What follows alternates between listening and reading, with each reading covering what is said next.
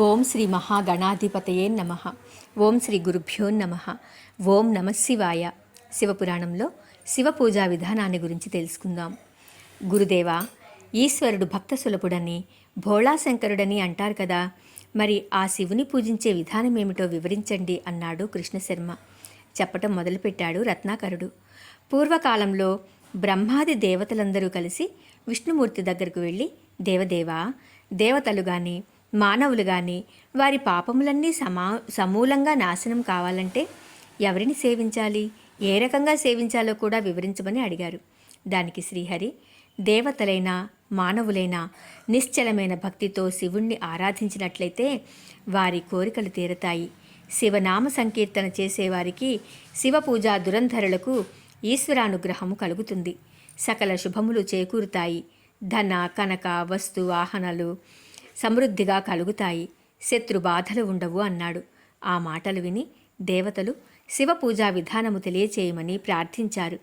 అప్పుడు శ్రీహరి విశ్వకర్మను పిలిచి దేవతలకు వారి వారి యోగ్యతానుసారము లింగం చేయించి ఇచ్చాడు.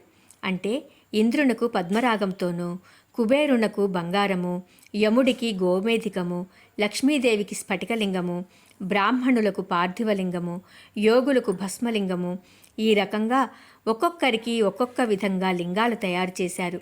ఇప్పుడు వారికి శివపూజా విధానము వివరిస్తున్నారు.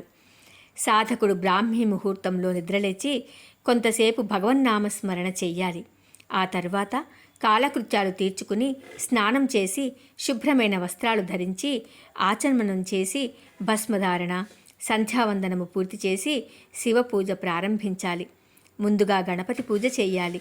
తరువాత కలశ పూజ, శంఖు పూజ చేసి శంఖంలోనికి నీటిని పూజా ద్రవ్యాల మీద తన శిరస్సును మీద చల్లుకోవాలి. తరువాత పీఠ పూజ చేసి పరివార దేవతలను ధ్యానించి శివుని స్మరించి శివునకు అభిషేకం చెయ్యాలి. నమక చమకాలతో ఏకాదశ రుద్రాభిషేకం చెయ్యటము ఉత్తమం. కైవల్య, అథర్వ, శిర, శ్వేతాశ్వర ఉపనిషత్తుల మంత్రాలతో అభిషేకించుట శ్రేష్టము. ఇవి ఏవీ తెలియని వారు పురుష సూక్తంతో అభిషేకం చేయవచ్చు. అభిషేకం పూర్తయిన తర్వాత లింగాన్ని తుడిచి శ్రీగంధము, పచ్చకర్పూరము, కుంకుమ పువ్వు లింగానికి రాసి కుంకుమ విభూతిలతో అలంకరించాలి. ఆ తరువాత అష్టోత్తరము, సహస్రనామాలతో శివుని పూజించాలి. తర్వాత ధూప దీప నైవేద్యములు, తాంబూలము, నీరాజనము, మంత్రపుష్పము సమర్పించి ఆత్మప్రదక్షిణ నమస్కారం చెయ్యాలి. పూజ చేసేటప్పుడు కార్యసిద్ధి కోసం ప్రత్యేకమైన పద్ధతులు కూడా ఉన్నాయి. ధనం కావలసిన వారు కమలాలతో కానీ బిల్వదళాలతో కానీ శివుని అర్చించాలి. 10 కోట్ల పూలతో శివుని అర్చించినవాడు రాజవుతాడు. 5 కోట్ల పూలతో శివుని అర్చించినవాడు మంత్రి అవుతాడు. 1,00,000 పూలతో అర్చిస్తే కారాగారవాసము తప్పిపోతుంది. 25,000 పూలతో అర్చించిన కన్యలకు సత్వరమే వివాహం జరుగుతుంది. 12,000 పూలతో అర్చిస్తే విద్యాబుద్ధులు అబ్బుతాయి. 10,000 పూలతో అర్చిస్తే శత్రు బాధ తప్పుతుంది. 2,00,000 పూలతో అర్చిస్తే లోకాలను మోహింపచేయగలుగుతాడు. 1,000 పూలతో అర్చిస్తే వాహన లాభం కలుగుతుంది. శివ పంచాక్షరితో పాటు మృత్యుంజయ మంత్రం కూడా జపిస్తే కోరిన కోరికలు తీరుతాయి. పంచాక్షరి మంత్రం అక్షర లక్ష గనక చేస్తే పరమేశ్వర సాక్షాత్కారం జరుగుతుంది. 3 లక్షలు జపం చేస్తే మనోభీష్టం తీరుతుంది. 4 లక్షలు చేస్తే కలలో ఈశ్వర దర్శనం కలుగుతుంది. 2 లక్షలు చేస్తే సభాగౌరవం దక్కుతుంది. 1,00,000 జపం చేస్తే శరీరం పవిత్రమవుతుంది. 10 లక్షలు జపం చేస్తే సర్వార్థసిద్ధి కలుగుతుంది. మోక్షం కావలసిన వారు దర్భలతోనూ, ఆయుష్ కావలసిన వారు గరికతోనూ, పుత్రులు కావాలంటే ఉమ్మెత్త పూలతోనూ 1,00,000 సార్లు ఈశ్వరుని అర్చించాలి.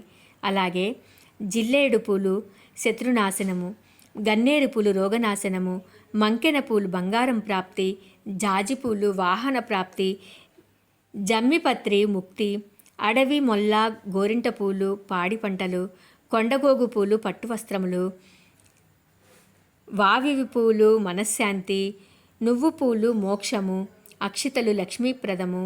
రోగగ్రస్తులైన వారు ఏకాదశి రుద్రాభిషేకం చేస్తే రోగం తగ్గుతుంది. మంచినీటితో శివునకు అభిషేకం చేస్తే సంతానాభివృద్ధి, ఆవు నెత్తితో అభిషేకం చేస్తే వంశాభివృద్ధి, రుద్రాధ్యాయ మంత్రాలతో 10,000 సార్లు అభిషేకం చేస్తే మేహ పాండు రోగాలు తగ్గుతాయి. పాలు పంచదార కలిపి అభిషేకం చేస్తే బుద్ధి పెరుగుతుంది. 1000 సార్లు అభిషేకం చేస్తే మారణ ప్రయోగాలు నిర్వీర్యమైపోతాయి.